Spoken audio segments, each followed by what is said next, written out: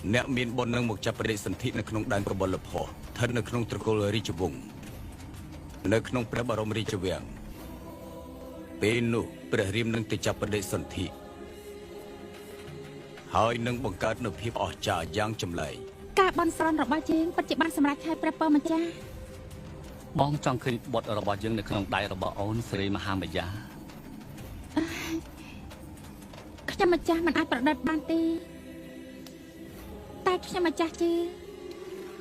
ម្ចាស់អូនប្រជាបាទីនឹងកើតបានរាជបុត្រមួយក្នុងពេលឆាប់ៗនេះ ពិតជាប្រពៃណាស់